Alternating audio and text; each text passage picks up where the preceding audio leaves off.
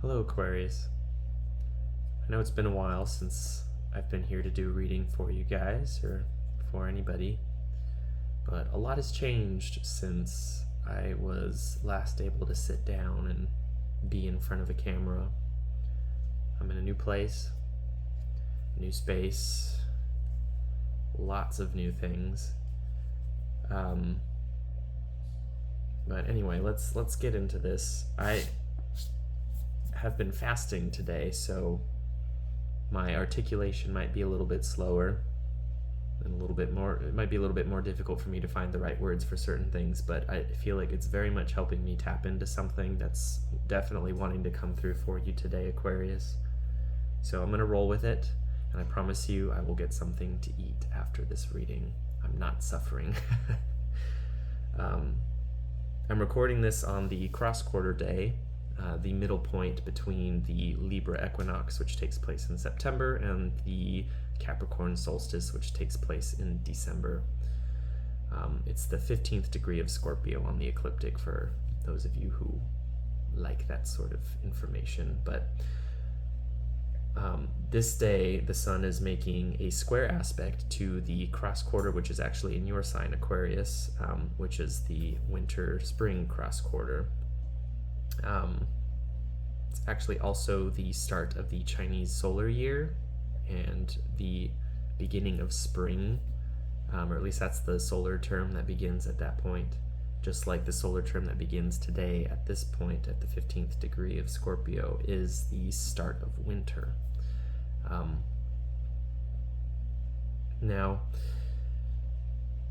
I was thinking a little bit about the antitial relationship between Scorpio and Aquarius too, because not only are you guys squaring one another geometrically 90-degree angles, but you're also mirroring each other on the solstice axis. Exhibit A of articulation challenge. So I think there's a nice little conversation that's happening between the Scorpio energy that's going on as I'm recording this and the energy that you bring to the table as an Aquarius, or as somebody with Aquarius placements, rather. Now, I've already done part of a reading for you guys, and I was having a little bit of trouble because I had the phone flipped and the camera was on this side. I'm used to the camera being on this side, so I was like holding the cards in weird spots. It wasn't working. So we're starting over. I have 3 cards already on the table for you. The first one that kind of fell out on its own was the 5 of Wands, which typically, it's the card of conflict. It's the card of, or at least what was coming through in the previous reading, irreconcilable differences. Irreconcilable within quotations. I feel like this is more of a need for direction. There's too many different ideas about what needs to happen in a specific situation. Too many different opinions, personal tastes are getting in the way, and nobody can quite come to an agreement about what's appropriate or how to appropriately channel the group energy, the collective energy, into something productive. Because I feel like that's very much what the focus is here for you for some reason. It's like this energy of building foundations, of laying groundwork, of trying to establish something fixed in the physical world. But very much being involved in some sort of my mind is like cooperation, but it's not the word I'm looking for, because I feel like there is no cooperation happening right now, and there needs to be in order to make this happen. We'll see if the word comes through. The Moon card also is here. This is the card of Pisces, but I think it's also pointing to the fact that as I'm recording this, it's the 17th lunar day. It's 2 days after the full moon took place. So we're already in the waning half of the lunar cycle, which this past moon has been very intense for me personally. I don't know how it's been for y'all, but this is the moon that kind of cut away all the old for me and thrust me into a new life, essentially. Um,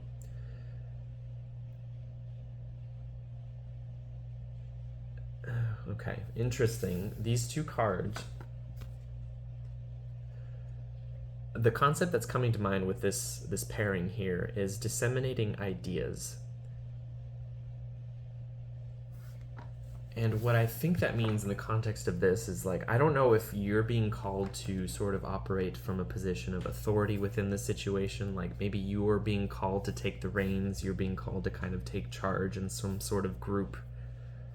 And I feel like it's necessary in order to find some cohesion between all these moving parts that are like kind of spinning in their own rates, their own rhythms.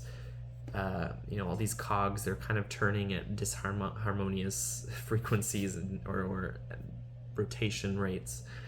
And it's like they need something to oversee and to provide direction and to look at the broader picture of things, not get caught up in the minutia, which is sort of what the issue is right now, of like, oh, I want it orange, no, but I want it green, It's like it's something about this situation is very much calling for somebody to take an objective stance and say, okay, before we get into all of that, we need to figure out how these pieces are going to fit together. You want this, you want this, you want this, and you want this. So let's find a way to harmonize these different desires.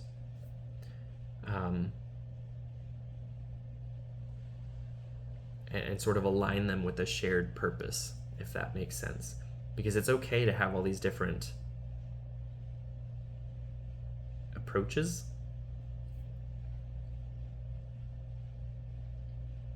but there's very much like an emphasis of like needing to work together, to cooperate. That's like the key word for this reading so far, anyway. Oh. 7 of coins.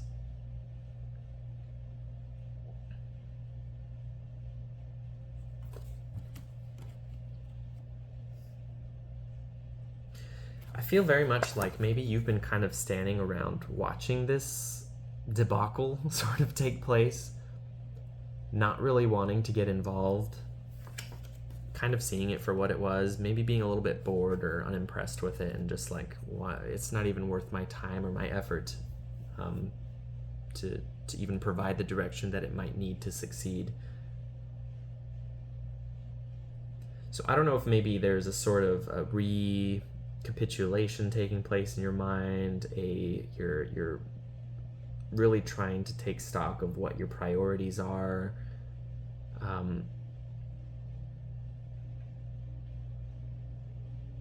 Auditing your energy dumps. Those places that you put your time and your energy into in order to produce a specific result. It could be a job, could be friendships, could be a relationship, whatever it is. It's sort of like you're sitting back and really thinking, is this what I actually want? Is this actually what is going to fulfill me? And if you're already past that point, because I feel like this almost feels like past energy to me, like it might still be very much relevant in the present moment, like you might still be in that space, but I also sort of feel like the time for it is at a close. Like you've had your time to consider things, you've had your time to reflect on things, and now is the time to really sort of take upon yourself the mantle, the authority. This card typically to me doesn't represent authority necessarily, but for whatever reason, like the idea of throne, of kingship, of even just like the 4 foundations, like laying down the law, seems very relevant to this situation. And the moon here is calling out to me again. It's like, yeah, this is enough of this. You've done enough of this. You've done enough waiting around, sitting, thinking, ruminating. Like, things are changing, things are moving, there's a new pattern unfolding, and I need you to do this. Like, I need you to realign these, get this under control, because this isn't going to get us anywhere.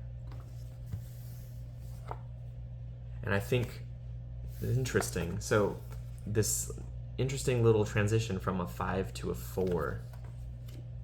5 sort of being like the directed will, and 4 being like the 4 pillars of the earth, or the 4 walls around you. It's the most fundamental, stable number.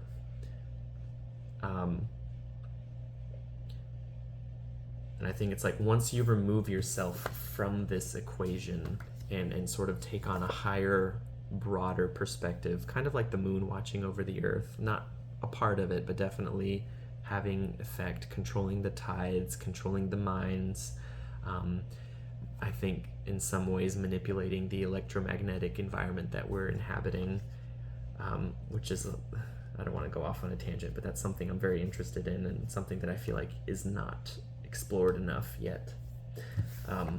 But I feel like in doing that, in taking that more objective, higher vantage point, you're able from the top down to provide a structure within which this disharmonious environment becomes something that is more harmonious, more conducive, more productive. It provides a space for production, considering the fact that it's a coin.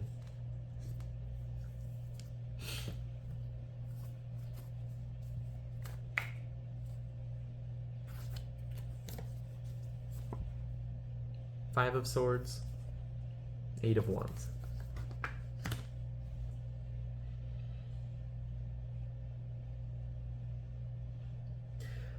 Now, there are certain situations where you might actually have to step in and say, this approach, this opinion that you have, or this idea that you have, just will not work. And if you can't accept that and you can't adjust your approach, you're going to have to leave, because you're not going to be able to make this thing that we're working towards happen. You're just going to sow discord and disharmony. So if you can't do that, this person or this whoever it is or whatever it is that you're dealing with, if it can't be something that can be relied upon, someone who can be called upon, someone who can be trusted to attempt to compromise or come to some sort of cooperative state of mind, then they just need to be severed. Fire them. If it's an employee, it's just not going to work.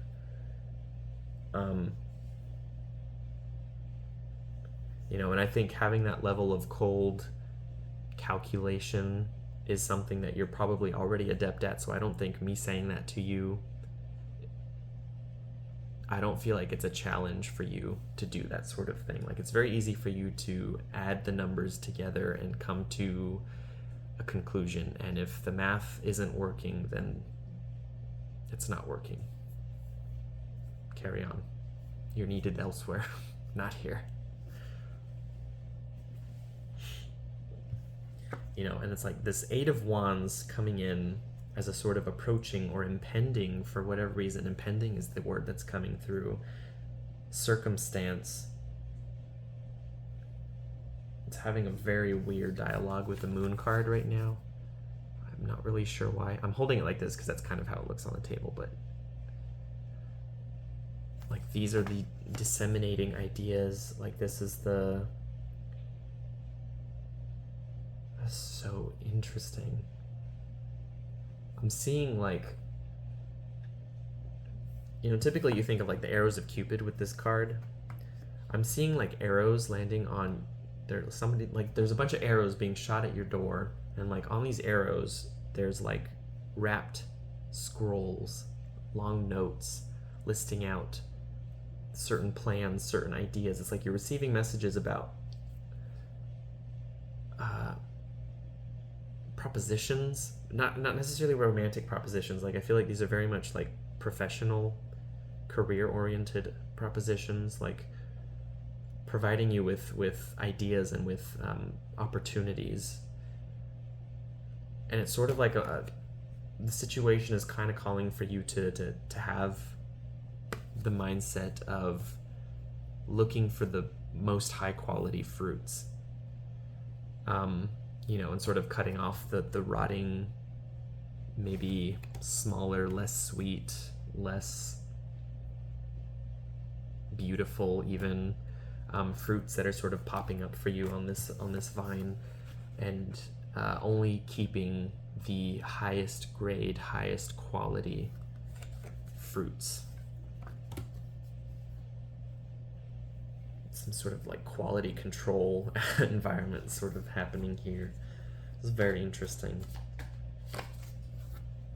Okay, then you have Mars showing up, the tower. I was kind of waiting for this because, okay, and the fact that I felt compelled to put it right next to this card too is kind of interesting, isn't it? Because Mars does sever. Mars cuts away things that no longer serve us.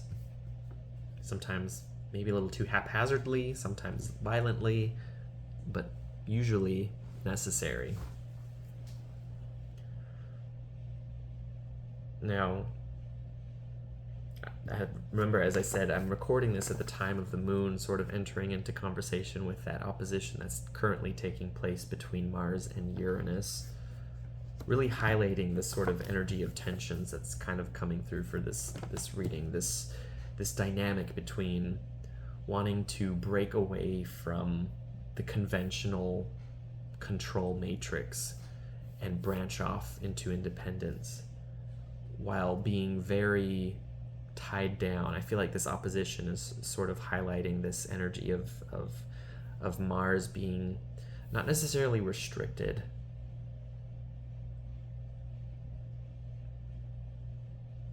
but maybe at like this pinnacle point, this moment where it's become fully apparent within our awareness, within our thinking, that something has to change, something, and it's not a matter of just simply saying it has to change, it's a fact.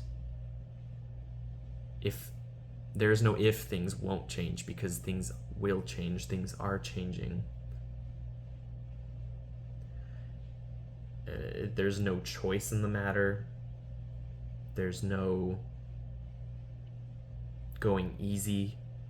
Like, I feel like whatever this is, it's going to happen very quickly, and it's going to demand immediate acknowledgement. Not even just acknowledgement, immediate action.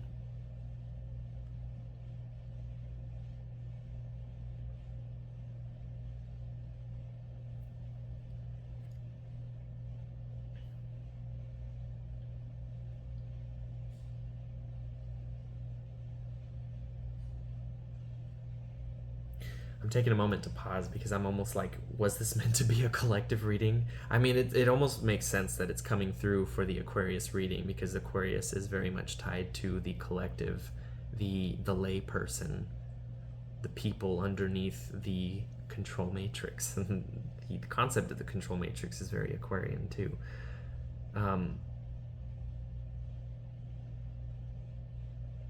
So I'm just trying to figure out how best to steer this, because I don't want to go too far into the collective and sort of lose sight of where you're at individually. But I also feel like it's important to not censor either, if that makes sense. I want to see if there's another card that comes through for you, Aquarius.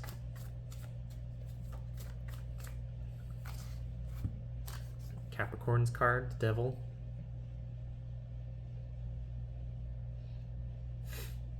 Speaking of control matrix, like, I'm almost, now I'm like hesitating which way to take this. Okay.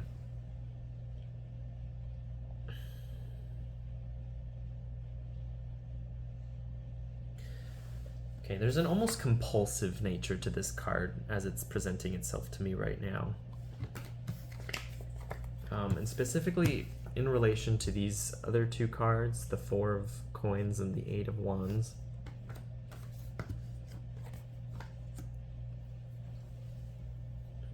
There's sort of this feeling of like an avoidance trap.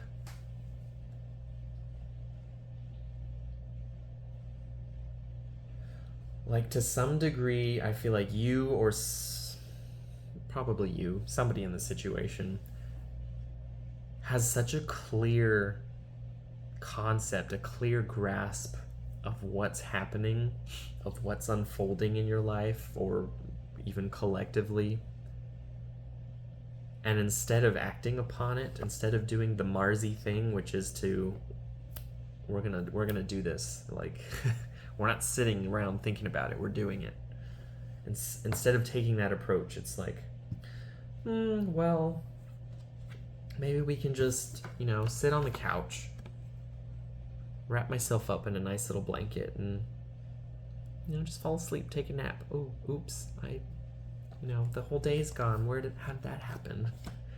Oh, there happens to be a bowl of popcorn here, or, ooh, a little slice of cake landed on my plate right here. What am I gonna do? Oh, I guess I'll have to eat it.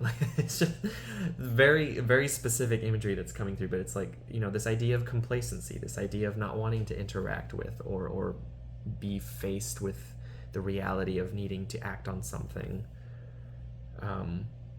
These Eight of Wands, it's like these knocks on your door, these arrows being shot at your door, these messages coming through on your phone calls, like, it's like everything around you is compelling you to do something. So I think this Devil card, it's sort of like, it's the challenge to that. It's I don't want to do anything. I don't want to respond to these messages. I don't want to open my front door.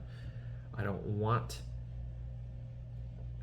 to be a part of whatever this mess is. Like, I can watch it from afar. Like, I don't want to be in it. I don't want to be a part of it because it's not my problem.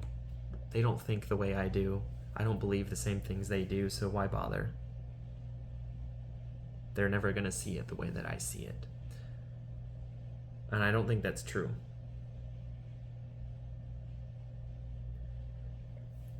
Because this card is coming through as like this avoidance trap, as I was saying, but I think it's also a call to action. Again, Capricorn is the base, Capricorn is the bottom, but it's on the ascending half of the ecliptic.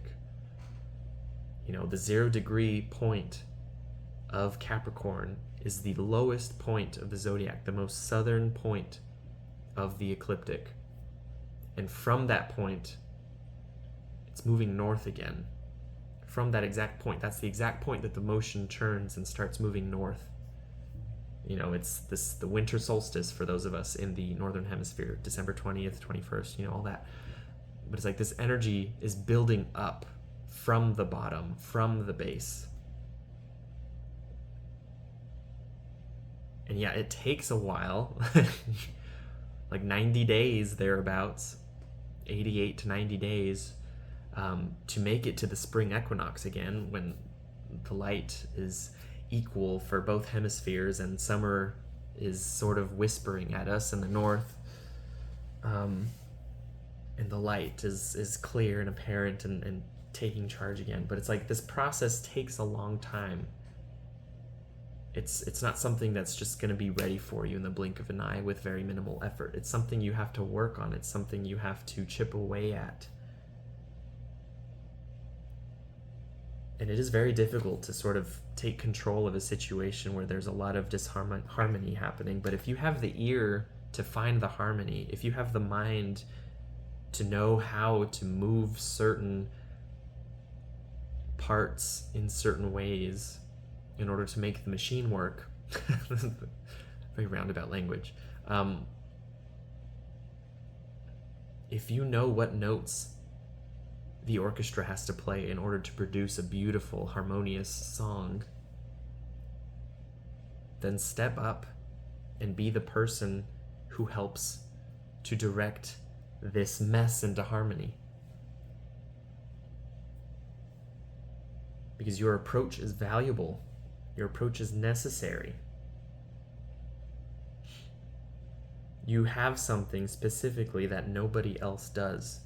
You see things in a way that nobody else does. That's a fact. And it's undeniable. And it's not something that should be a point of weakness for you. It's a point of strength. So rather than sitting around saying to yourself, nobody else is going to think the same way I do, nobody sees it the way I do, they're all caught up in their own bullshit, and they're never going to see things clearly, it's like, okay, well, first of all, you don't have all the answers either. So you might feel like you're correct. You might be very wrong about something. So be open to that. But also, it is that fact alone that nobody else sees things the way that you do that makes you so valuable, because you have something to offer the world. You have something to provide to this situation, this circumstance, this conflict, which might actually be the sort of aha moment for these other people involved in the situation. And once they have that sort of enlightening moment, they might even have something for you. It's an exchange. I feel like so often in this modern world, we really get swept away into this notion of being individuals, being independent, and being very divorced from the nature of reality, which is very interdependent, very interrelated, interconnected. Every part affects the whole. I feel like we're very much coming to more of a collective understanding of that as a truth, a fundamental truth in this universe. But we're not quite there yet. But you're part of that process. I think that's what I'm trying to get at. So, bottom of the deck, we have Uranus's card coming through. This is the Fool. This is the pinnacle of the air triplicity. The perfect expression and mastery of Gemini, Libra, Aquarius, crystallized. The perfect air element vision of freedom, liberation, adaptability, clear communication, objective sight. You know, there are negative connotations with this card too, but I feel like what's coming through is more so the sort of uplifting, illuminating, like you have the capacity to communicate these valuable ideas that you have sort of contained within yourself. And you have a specific approach to your articulation that I think will allow other people to understand where you're coming from in a way that those of us who are a little bit more challenged with communication might not be able to. So use that to your advantage. Be the voice for these ideas. You know, maybe there are other people who are better adept at making what you voice into something physical, but at least you provide the direction, you provide the seed that sort of sprouts and gives life, provides harvest further down the line. You know, this is Saturn's deck in Taurus, the seven of coins. So